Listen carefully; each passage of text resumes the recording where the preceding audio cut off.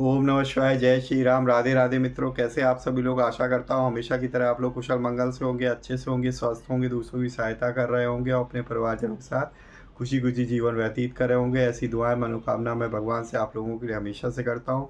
मैं अंकित आप सभी लोगों का आपके अपने चैनल में हार्दिक स्वागत करता हूँ, अभिनंदन करता हूँ। तो दोस्तों, आज आपके सामने फिर से प्रस्तुत हूँ गरुड़ पुराण सारोद्धार, जो गीता प्रेस से प्रकाशित होती है। इसका कोड जो है 1416 है। तो इसके अध्याय 3 को लेके, तो अध्याय 2 में हमने यम यातना यम मार्ग का वर्णन देखा था कि यम मार्ग में कौन कौन से नगर पड़ते हैं। वैतरणी नदी के बारे में कि बहुत भयानक नदी है, पापियों को बहुत सारे दुख यातना झेलते हुए वो जो है यम मार्ग में एंट्री करते हैं, ठीक है, दक्षिण मार्ग से। तो आज जो है अध्याय 3 में हम लोग जानेंगे कि यम यातना का वर्णन देखेंगे कि यम द्वारा क्या क्या यातनाएं मिलती हैं जब भी कोई प्राणी यमपुरी में जाता है। और उसके बाद चित्रगुप्त भगवान जी उनके कर्मों का लेखा जोखा बताते हैं कि कितने पुण्य किए, क्या पाप पुण्य किए, क्या पाप किए धर्मराज जी को। और धर्मराज जी उसके अकॉर्डिंग सजा सुनाते हैं कि उनको क्या सज़ा मिलेगी और वो आपके पास नरक में जाएंगे या स्वर्ग में जाएंगे। तो इस तरीके का कुछ व्याख्यान दिया हुआ है, उसकी कथा मैं पूरी आप लोगों को सुनाऊंगा, ठीक है। अगर आप लोगों को अगर वीडियो अच्छी लगती है ये, तो प्लीज़ लाइक करें और पूरा सुनने की ज़रूर कोशिश कीजिए, ठीक है। 10-15 मिनट की ज़्यादा होती है, 10-15 मिनट की अगर आप पढ़ लेंगे तो आपके जीवन का उद्धार हो जाएगा, ठीक है। तो मुझे भी खुशी होगी कि भाई मैंने सुनाया, किसी का भला हुआ। अदरवाइज़ मेरे कोई सुनाने से कोई फ़ायदा नहीं, मैं अकेले भी पढ़ सकता हूँ, बट जो है अगर आप सुनाएंगे तो भी आपको भी फ़ायदा हो, इसलिए मैं सोचता हूँ कि मैं भी पढ़ता हूँ और उसी समय आपको भी सुना देता हूँ, ठीक है दोस्तों। तो चलिए, अगर आप लोग नए चैनल पे तो प्लीज़ पहली बार मेरे चैनल पर विज़िट किया हुआ है तो प्लीज़ सब्सक्राइब करें चैनल को और बेल आइकन को ज़रूर प्रेस करें ताकि लेटेस्ट से लेटेस्ट वीडियो की इन्फॉर्मेशन आप तक पहुंच सके। तो चलिए हम लोग जो है स्टार्ट करते हैं। सर्वप्रथम पूज्य गणेश जी का आह्वान करेंगे, देन स्टार्ट करेंगे। वक्रतुंड महाकाय सूर्यकोटि समप्रभा निर्विघ्नं कुरु मे देव सर्वकार्येषु सर्वदा। जय श्री गणपति बप्पा मोरया। जय श्री गणेशाय नमः। सिया वाले रामचंद्र की जय। ओम नमो नारायणाय। तो गरुड़ पुराण सारोद्धार, आज मैं आपको अध्याय 3 पढ़ के सुनाऊंगा। तो अध्याय 3 में आप देखिए किस तरीके से यम यातना का वर्णन दिया हुआ है। तो मन लगाकर, भगवान का ध्यान लगाकर इसे सुनिए। मैं आपको सुनाता हूँ यम यातना का वर्णन। भगवान चित्रगुप्त जी द्वारा प्राणियों से यम यातना का वर्णन। चित्रगुप्त द्वारा श्रवणों से प्राणियों के शुभाशुभ कर्म के विषय में पूछना, श्रवणों द्वारा वह सब धर्मराज जी को बताना और धर्मराज जी द्वारा दंड का निर्धारण। गरुड़ जी ने कहा कि हे केशव, यम मार्ग की यात्रा पूरी करके यम के भवन में जाकर पापी किस प्रकार की यातना को भोगता है वह मुझे बतलाइए। श्री भगवान बोले, हे विंता के पुत्र गरुड़, मैं नरक यातना को आदि से अंत तक कहूँगा, सुनो। मेरे द्वारा नरक का वर्णन किए जाने पर उससे सुनने मात्र से तुम काँप उठोगे। हे कश्यप नंदन, बहुभीतिपुर के 44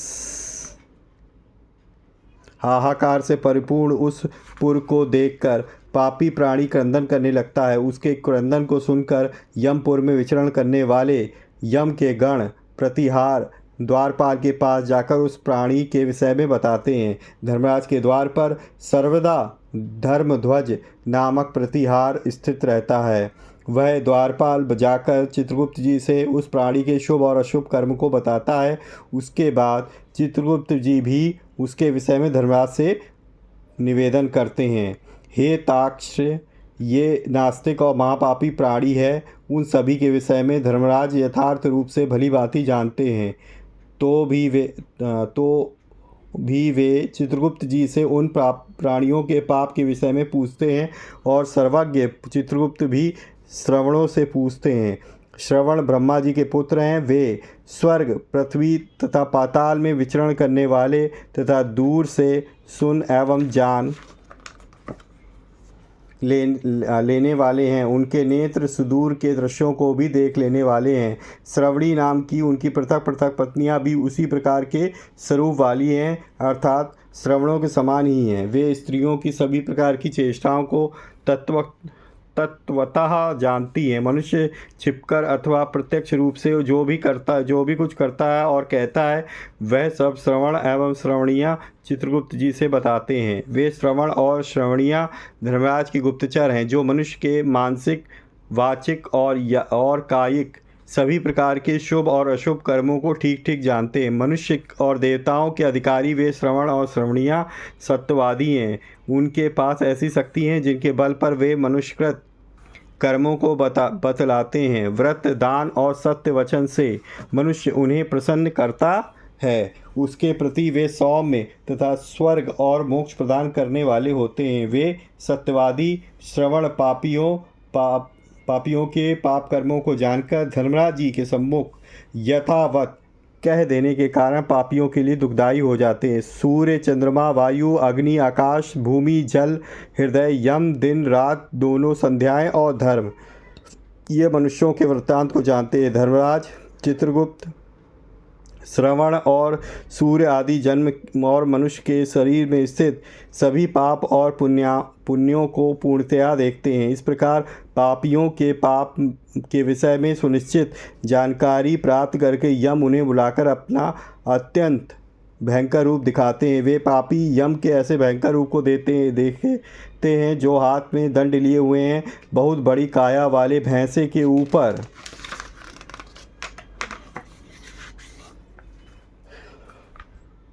संस्थित प्रलयकालीन मेघ के समान आवाज़ वाले, काजल के पर्वत के समान बिजली के प्रभाव वाले, आयुधों के कारण भयंकर 32 भुजाओं वाले, 3 योजन के लंबे चौड़े विस्तार वाले, बावली के समान गोल नेत्र वाले, बड़ी बड़ी दाढ़ों के कारण भयंकर मुख वाले, लाल लाल आँखों वाले और लंबी नाक वाले हैं। मृत्यु और ज्वर आदि से संयुक्त होने के कारण श्री चित्रगुप्त भगवान भी भयावह हैं। यम के समान भयानक सभी दूत उनके समीप पापियों को डराने के लिए गरजते रहते हैं।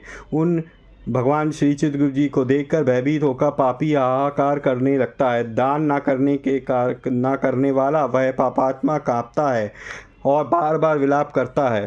तब भगवान चित्रगुप्त जी यम की आज्ञा से क्रंदन करते हुए और अपने पाप कर्मों के विषय में सोचते हुए उन सभी प्राणियों से कहते हैं कि अरे पापियों, दुराचारियों, अहंकार से दूषितों, तुम अविवेकियों ने क्यों पाप कमाया है? काम से, क्रोध से, पापियों की संगति से जो पाप तुमने किया है वह दुख भोगने वाला है। फिर हे मूर्ख जनों, तुमने वह पाप कर्म क्यों किया?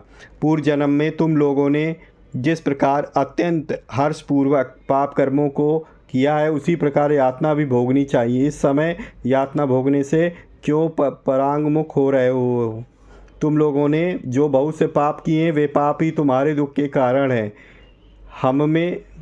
इसमें हम लोग कारण नहीं हैं। मूर्ख हो या पंडित, दरिद्र हो या धनवान, और सबल हो या निर्बल, यमराज सभी समान व्यवहार करने वाले कहे गए हैं।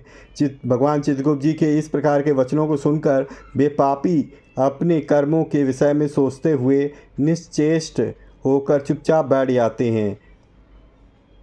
धर्मराज जी भी चोर की भांति निश्चल बैठे हुए उन पापियों को देखकर अब उनके पापों का मार्जन करने के लिए यथोचित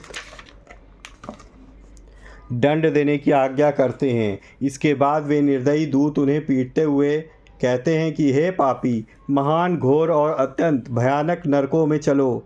यम के आज्ञाकारी प्रचंड और चंडक आदि नाम वाले दूत एक पास से उन्हें बांधकर नरक की ओर ले जाते हैं।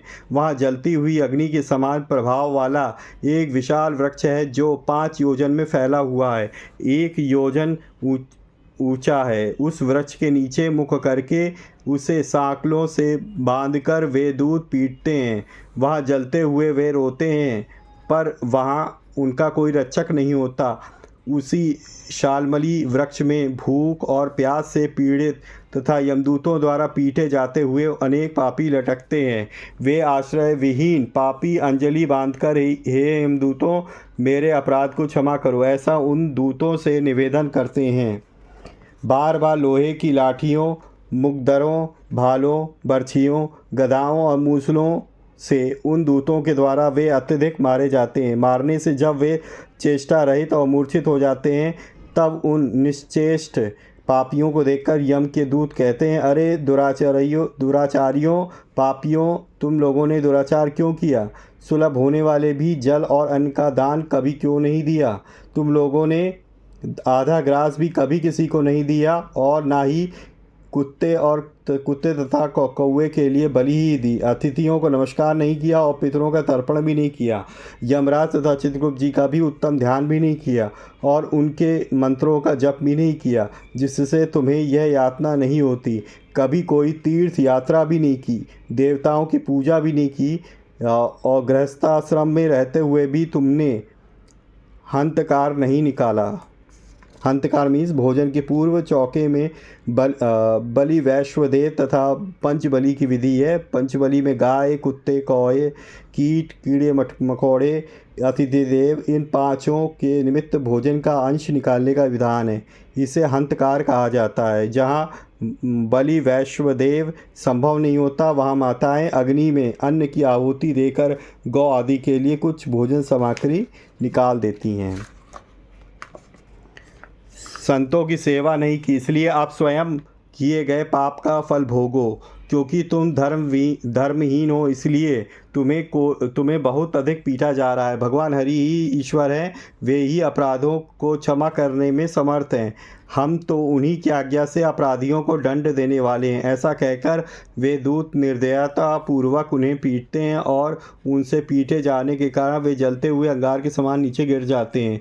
गिरने से उस शामली वृक्षों के पत्ते से उनका शरीर कट जाता है। नीचे गिरते हुए उन प्राणियों को कुत्ते खाते हैं और वे रोते हैं। रोते हुए उन पापियों के मुख से यमदूत धूल भर देते हैं तथा कुछ पापियों को विविध पाशों से बांधकर मुदगरों से पीटते हैं। कुछ पापी आरे से काष्ठ की भांति दो टुकड़ों में किए जाते हैं और कुछ भूमि पर गिराकर कुल्हाड़ी से खंड खंड किए जाते हैं। कुछ को गड्ढे में आधा गाड़कर सिर में बाणों से भेदन किया जाता है। कुछ दूसरे पेरने वाले यंत्र में डालकर इच्छु दंड गन्ने की भांति पेरे जाते हैं। कुछ को चारों ओर जलते हुए अंगारों से युक्त उन्मुख जलती हुई लकड़ी से ढक करके लौह पिंड की भांति धधकाया जाता है। कुछ को घी के खौलते हुए कढ़ाई में, कुछ को तेल के कढ़ाई में तले जाते हुए बड़े की भांति इधर उधर चलाया जाता है। किन्हीं को मतवाले गजेंद्रों के सम्मुख रास्ते में फेंक दिया जाता है। किन्हीं को हाथ और पैर बांधकर अधोमुख लटकाया जाता है। किन्हीं को कुएं में फेंका जाता है। किन्हीं को पर्वतों से गिराया जाता है। कुछ दूसरे कीड़ों से युक्त कुंडों में डुबो दिए जाते हैं और जहां वे कीड़ों से द्वारा व्यथित होते हैं। कुछ पापी वज्र के समान चोंच वाले बड़े बड़े कौओं, गिद्धों और मांस भोजी पक्षियों द्वारा शिरोदेश में, नेत्र में, मुख में चोंचों से आघात करके नीचे जाते हैं। कुछ दूसरे पापियों से ऋण को वापस करने की प्रार्थना करते हुए कहते हैं, मेरा धन दो, मेरा धन दो। यमलोक में मैंने तुम्हें देख लिया है, मेरा धन तुम्ही ने लिया है। नरक में इस प्रकार विवाद करते हुए पापियों के अंगों से सड़सियों द्वारा मांस नोचकर यमदूत उन्हें देते हैं। इस प्रकार उन पापियों को सम्यक प्रताड़ित करके यम की आज्ञा से यमदूत खींचकर तामिस्र आदि घोर नरकों में भेज देते हैं। उस वृक्ष के समीप में बहुत ही दुखों से परिपूर्ण नरक है, जिनमें प्राप्त होने वाले महान दुखों का वर्णन वाणी से नहीं किया जा सकता। हे आकाशचारिण गरुड़, नरकों की संख्या 84 लाख है। उनमें से अत्यंत भयंकर और प्रमुख नरकों की संख्या 21 है। 84 लाख नरक हैं और जिसमें 21 नरकों भयंकर और जो प्रमुख हैं वो 21 नरक हैं। दोस्तों, तामिस्र, लौह शंकु, महारौरव, शालमली, रौरव, कुडमल, कालसूत्रक, पूतिमृत्तिक, संघात, लोहितोद, सविश, संप्रतापन, महानिरय, काकोल, संजीवन, महापत, अवीची, अंधतामिस्र, कुंभिपाक, संप्रतापन, तथा तपन ये किस नरक हैं। ये सभी अनेक प्रकार की यातनाओं से परिपूर्ण होने के कारण अनेक भेदों से परिकल्पित होते हैं। अनेक प्रकार के पापों का फल इनमें प्राप्त होता है और ये यम के दूतों से अधिष्ठित है।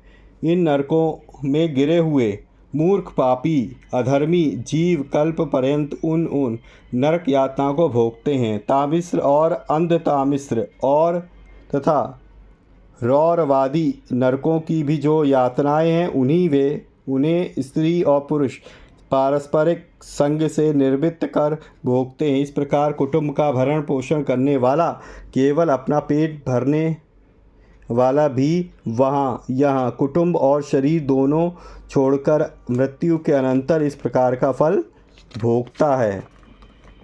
तो यहाँ पे देख सकते हैं दोस्तों, चित्र भी दिया है। ये रौरव नरक है और ये महारौरव नरक है। देखिए लोग यहाँ पे जल रहे हैं, यहाँ पे गिद्ध वगैरह यहाँ पे डाल दिए, गिद्ध वगैरह नोच के खा रहे हैं। यहाँ पे प्राणियों के साथ द्रोह करके भरण पोषण किए गए अपने स्थूल शरीर को यहीं छोड़कर पाप कर्म रूपी पाथेय के साथ पापी अकेला ही अंधकार पूर्ण नरक में जाता है, जिसका द्रव्य चोरी चला गया है। ऐसे व्यक्ति की भांति पापी पुरुष देव से प्राप्त अधर्म पूर्वक कुटुंब पोषण के फल को नरक में आतुर होकर भोगता है। केवल अधर्म से कुटुंब के भरण पोषण के लिए प्रयत्नशील व्यक्ति अंधकार की पराकाष्ठा अंधतामिश्र नामक नरक में जाता है। मनुष्य लोक के नीचे नरकों की जितनी यातनाएं हैं उनका क्रमशः उनका भोगते हुए वह पापी शुद्ध होकर पुनः मृत्युलोक में जन्म पाता है। इस प्रकार गरुड़ पुराण के अंतर्गत सारोद्धार में यम यातना निरूपण नामक तीसरा अध्याय पूरा हुआ। सियावल रामचंद्र की जय। बोलो राधे राधे। बोलो ओम नमो नारायणाय।